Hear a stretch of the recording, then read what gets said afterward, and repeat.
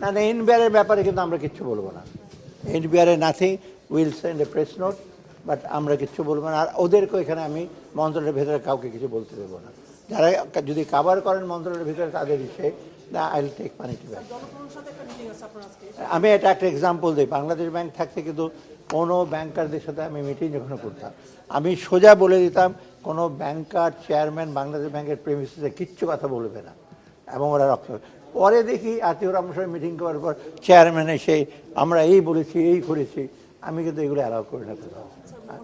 অতএব আজকে আপনারা, ওরা যদি কিছু বলতে চান লোকজন বাইরে গিয়ে বলবো, আমি মহার্ঘ ভাতা আমরা অ্যাক্টিভলি কনসিডার করছি। না না, আমি এটা নিয়ে আমি কনসিডার করছি, একটা কমিটিকে দায়িত্ব দিয়েছে, আমি ওরা ওয়ার্কআউট করলে আমার কাছে দেবে। হওয়ার চান্স মোটামুটি, কিন্তু হয়তো একটু সময় লাগবে। আমি বাজেটের ওয়ার্কআউট করে দেখি কখন থেকে দিতে পারবো, কত দিতে পারবো।